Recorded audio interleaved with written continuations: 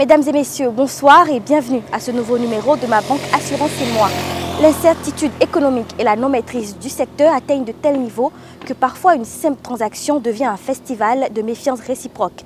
C'est ce que souhaite corriger cette émission en vous révélant chaque semaine les secrets de la finance. Nous démarrons aujourd'hui et comme d'habitude en faisant le point des sujets qui ont fait l'actualité cette semaine. À nouveau, bonsoir. Tout de suite, la revue.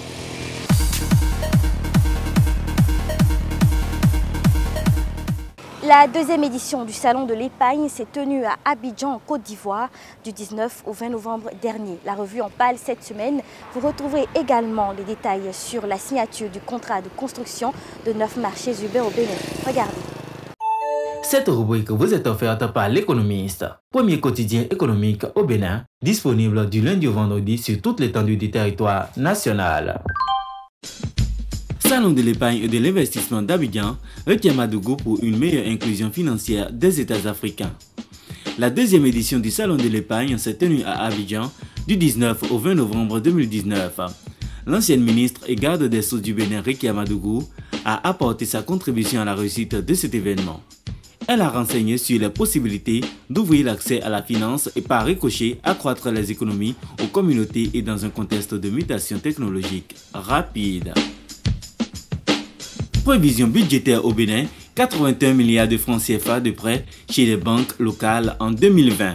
Sur 1986,910 milliards de francs CFA du projet de loi des finances gestion 2020 pour l'amortissement des emprunts intérieurs, les prêts au niveau des banques locales du Bénin seront de montant de 81,2 milliards de francs CFA contre 114,580 milliards de francs CFA en 2019, soit une augmentation de 6,620 milliards de francs CFA.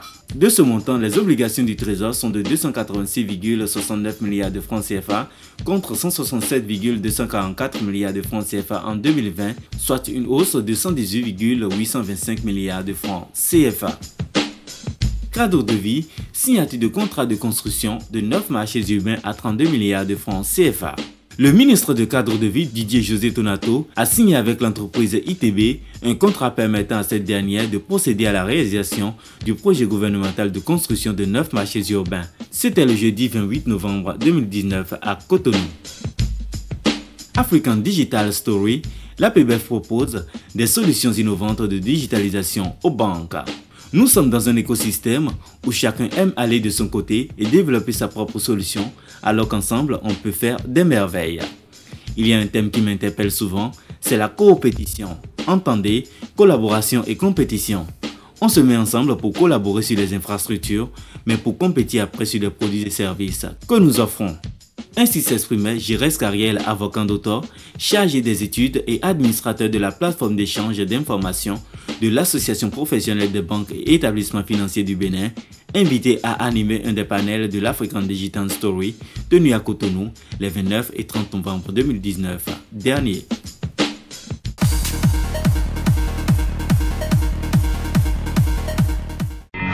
Suivez désormais sur votre chaîne ETélé, votre magazine économique et financier Ma Banque Assurance et moi. Acteurs du secteur des banques, des assurances, des institutions de microfinance, des réseaux GSM, fonds de garantie, SGI, PME et autres, voici le créneau idéal qui vous est dédié. Profitez de ce canal pour mieux vous faire connaître. Ma Banque Assurance et moi, c'est tous les mercredis et dimanches à 21 h sur ETélé, disponible sur Canal+, position 275, sur Strong en option libre et l'ensemble de nos réseaux sociaux. Contactez-nous pour mieux vous faire connaître. Ma Banque Assurance et moi, un programme pas comme les autres.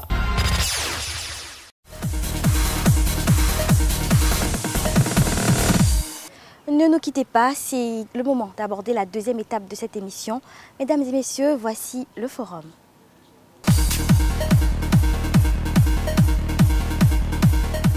Pour faire face aux nouveaux acteurs du marché bancaire et accompagner la croissance du secteur, plusieurs banques africaines envisagent de passer au digital. Mais quels sont les enjeux de la digitalisation et quelles sont les menaces et les opportunités que pourrait créer cette évolution pour les banques? La réponse dans cet élément. La banque est l'un des secteurs les plus touchés par la transformation digitale des entreprises. Ainsi, pour s'adapter aux attentes de leurs clients et répondre aux enjeux de commodité dans leurs relations clients, plusieurs banques ambitionnent d'instaurer un lien de proximité grâce à la digitalisation.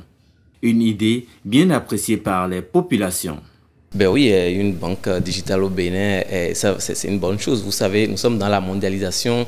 Le monde est comme un petit village. Il faut se mettre au pas des autres. Aujourd'hui, vous voyez dans les grands pays, aujourd'hui, il y a la digitalisation. Quand vous allez dans une banque, vous pouvez faire vos actions, vos transactions avec le numérique et ça va très vite. On n'a plus besoin de faire la queue sur les banques. Après, on vous dit qu'il n'y a pas de connexion.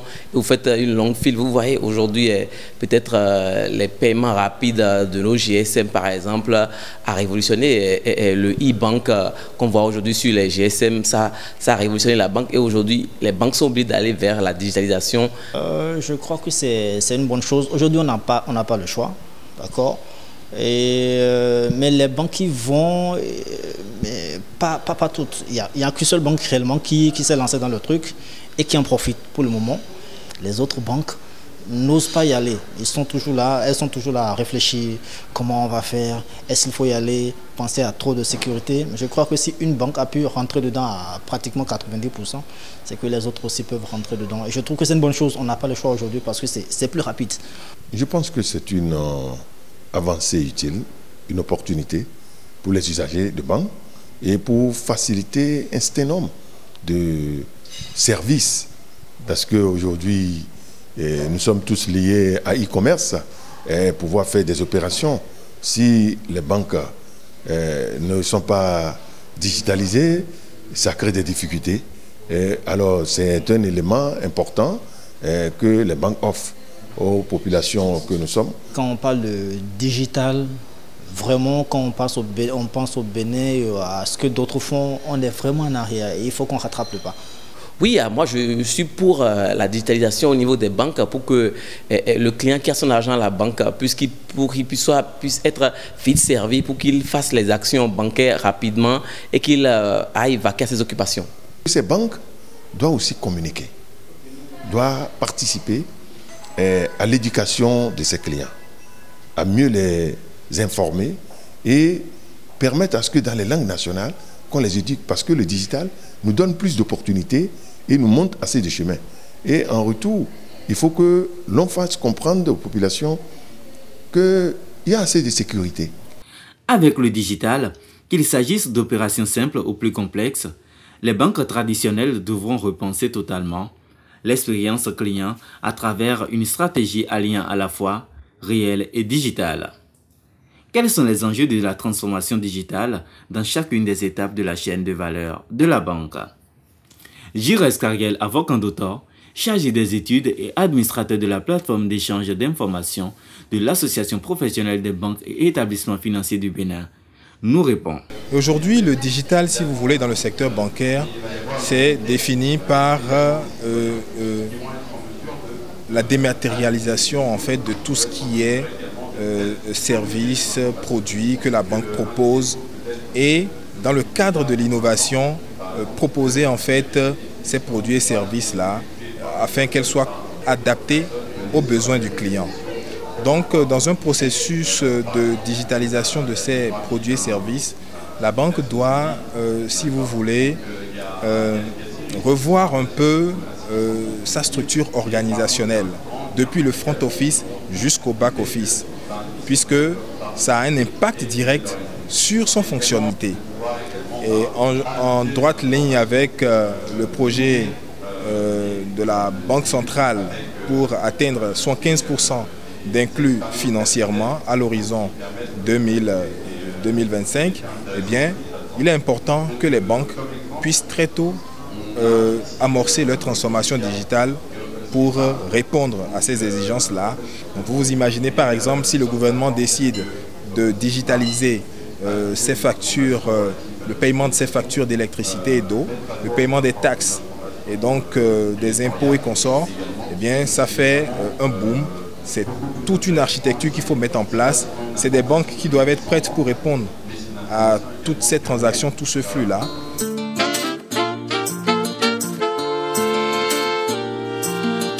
À l'ère du digital, aujourd'hui, la banque ne peut pas faire l'économie de s'aligner vers la digitalisation. Parce que moi, je l'ai toujours dit dans toutes les formations que je donne, Une banque qui ne va pas entamer très tôt sa digitalisation, elle va finir par fermer ses portes. Je vous donne un exemple. Prenez le cas d'une banque digitalisée, d'accord, et une banque qui ne l'est pas. Les clients auront tendance forcément à vouloir aller vers la banque qui l'est parce que cette banque-là va leur offrir des solutions, des produits qui vont les rendre plus confortables en fait dans l'utilisation. Si par exemple je peux consulter mon solde depuis chez moi à la maison, que ce soit le jour ou la nuit, si je peux prendre rendez-vous avec mon banquier en un clic sur mon téléphone au lieu d'avoir à me déplacer en agence, si je peux faire des transactions de base, donc des virements, des transferts et consorts, si je peux faire tout ça avec une banque, je vais préférer en tant que client aller vers cette banque-là que me diriger vers la banque traditionnelle avec qui je suis obligé de rentrer dans une file d'attente assez longue où il y a des problèmes de perte de connexion. Donc voilà.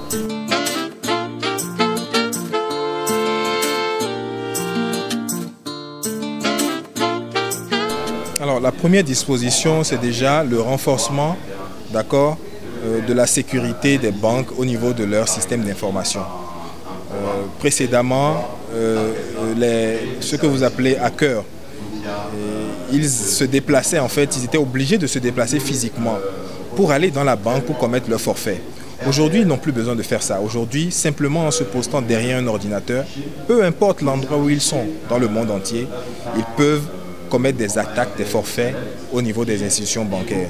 Alors donc, l'effort à faire pour les banques, c'est de renforcer la cyber-résilience de leur système d'information, donc de les rendre davantage robustes et sécurisés, afin de protéger justement les clients dans leurs transactions et de se prémunir éventuellement contre les risques d'attaque de ces hackers-là.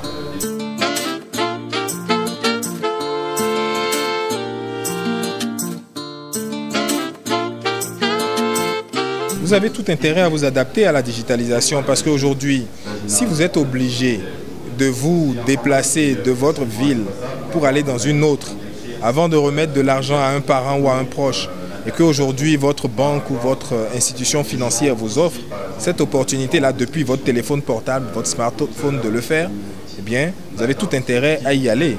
C'est vrai que derrière aussi, il faut accompagner le changement. Donc les banques doivent mettre en place une procédure de sensibilisation, d'éducation financière également. Et c'est dans ce cadre effectivement que s'est inscrite la semaine de l'inclusion financière organisée par la Banque centrale. Donc il y a eu un volet éducation financière pour entretenir les consommateurs sur les bonnes pratiques, les bons usages à avoir en matière de transactions financières.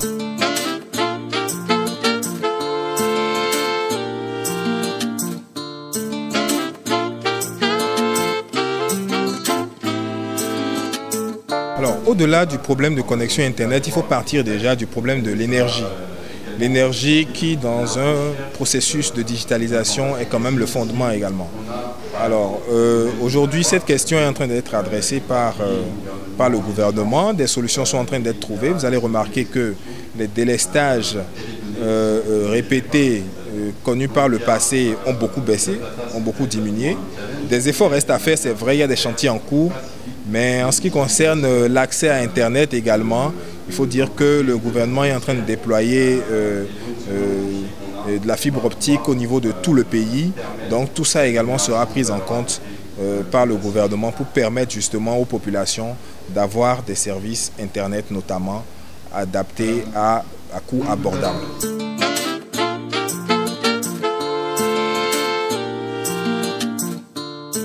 Pas vraiment, parce qu'en réalité, il faut comprendre que c'est deux chantiers différents, puisque les GSM qui se mettent dans la monnaie digitale, c'est des émetteurs de monnaie électronique.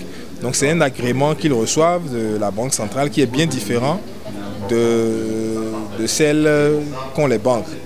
Donc il y a des dispositions réglementaires, d'accord, qui ne leur sont pas forcément appliquées.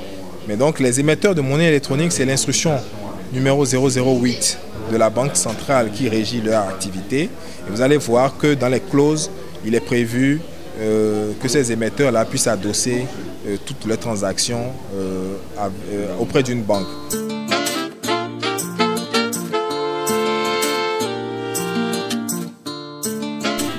un message pour les rassurer, c'est de dire que aujourd'hui, les banques n'ont pas le choix. Elles doivent s'aligner sur le chemin de la digitalisation. Alors, il appartient aux clients de faire attention aussi, dans le cadre de la protection de leurs données personnelles, aux usages qu'elles font de leurs données.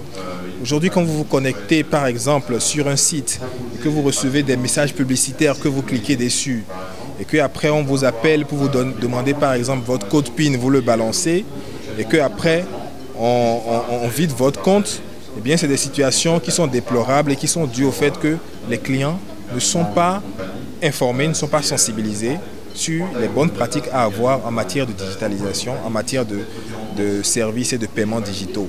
Donc il appartient également, au-delà des clients, à ces fournisseurs de services-là de mener une veille, d'accord, de sensibiliser les clients sur les bonnes pratiques, les bons usages et de mener des campagnes de sensibilisation également dans les zones les plus reculées pour que la population, où qu'elle soit, puisse avoir accès effectivement à tous ces canaux. Les projets de digitalisation semblent prioritaires pour faire face à la concurrence représentée par les banques en ligne et les nombreuses applications de la FinTech. Les banques traditionnelles doivent choisir des solutions innovantes avec des canaux de communication adéquats.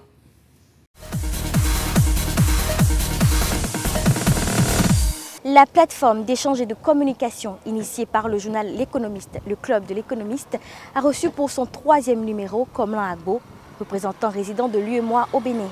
Au cours de la séance et avec les journalistes participants, l'invité a abordé plusieurs sujets, dont entre autres le projet de création de la nouvelle monnaie ECO pour les pays de la CEDEAO.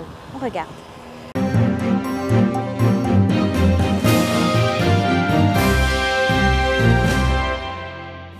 Je veux d'abord remercier tous les journalistes, les hommes de médias à cette séance, de l'invitation qui est faite au bureau de représentation de vous parler de ce que nous faisons de manière globale dans l'espace communautaire et particulièrement au Bénin.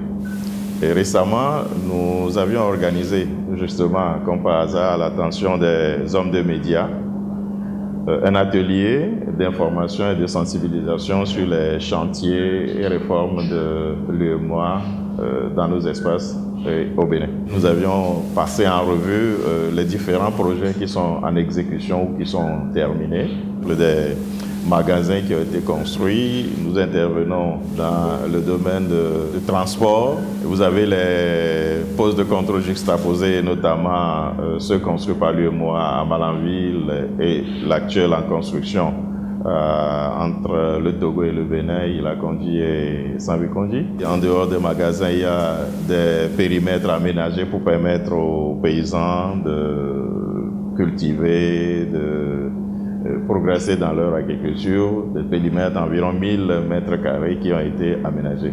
Nous sommes actuellement à la phase des revues annuelles des réformes politiques, programmes et projets communautaires dans les États membres. Il y a d'abord le domaine de la gouvernance économique et de la convergence. Il y a le marché commun et puis il y a les politiques sectorielles. Dans la gouvernance économique et la convergence, nous entendons tout ce qui concerne les marchés publics, la lutte contre le blanchiment des capitaux, le financement du terrorisme, le cadre harmonisé des finances, vous vous rappelez, le Cisco et consort. Et ce qui concerne le marché commun, c'est tout ce qui peut intéresser l'union douanière, la concurrence, la libre circulation des biens et des personnes, etc. Et puis le dernier domaine dont j'ai parlé, c'est les politiques sectorielles. En matière de climat des affaires, cette semaine même s'est tenue à Ouagadougou la réunion des ministres qui a validé ce que nous appelons l'initiative régionale du climat des affaires. La Commission a pris en cœur la préoccupation de la question de la sécurité dans notre espace en créant une délégation paix et sécurité. La Commission prend également au sérieux la question de l'emploi des jeunes et de la formation dans ses préoccupations. Ça fait longtemps que l'on parle de cette monnaie unique qui serait l'ECO. Et la date butoir, c'est bien 2020. Le débat est tellement élevé aujourd'hui que si on nous annonce aujourd'hui que nous avons notre monnaie, les citoyens que nous sommes, nous allons tous applaudir. Pendant longtemps, on avait demandé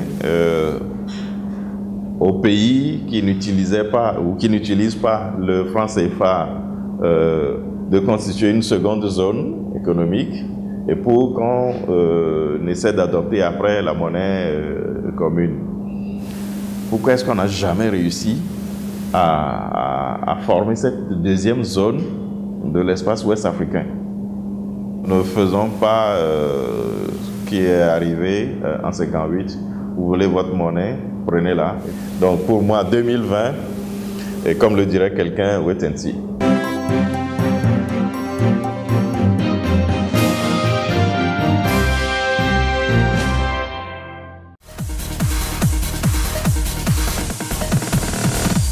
Nous avançons tout doucement et la prochaine rubrique, c'est Dico Eco.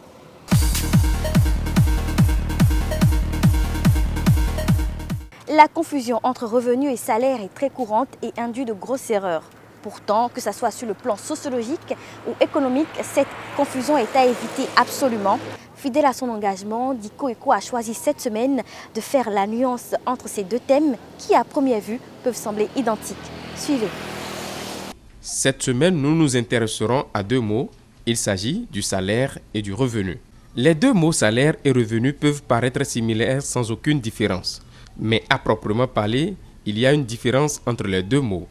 Le mot salaire est souvent utilisé au pluriel alors que le mot revenu est un nom collectif et que le terme revenu est utilisé avec parcimonie.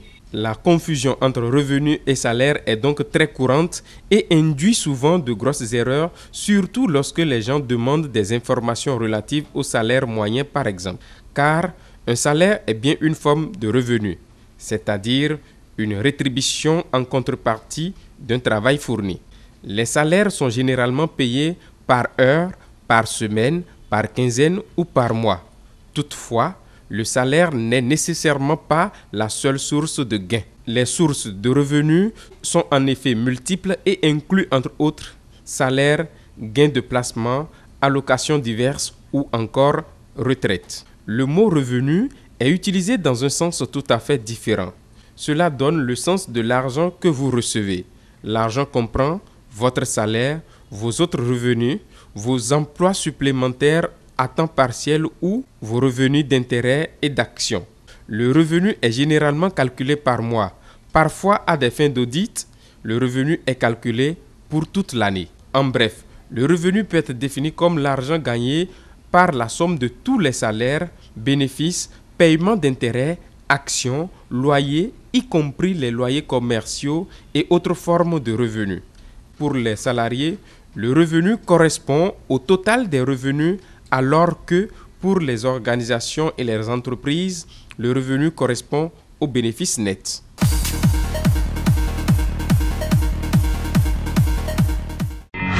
Suivez désormais sur votre chaîne E-Télé, votre magazine économique et financier Ma Banque Assurance et Moi. Acteurs du secteur des banques, des assurances, des institutions de microfinance, des réseaux GSM, fonds de garantie, SGI, PME et autres, voici le créneau idéal qui vous est dédié. Profitez de ce canal pour mieux vous faire connaître. Ma Banque Assurance et Moi, c'est tous les mercredis et dimanches à 21h sur E-Télé, disponible sur Canal+, position 275, sur Strong en option libre et l'ensemble de nos réseaux sociaux. Contactez-nous pour mieux vous faire connaître. Ma Banque Assurance et Moi, un programme pas comme les autres.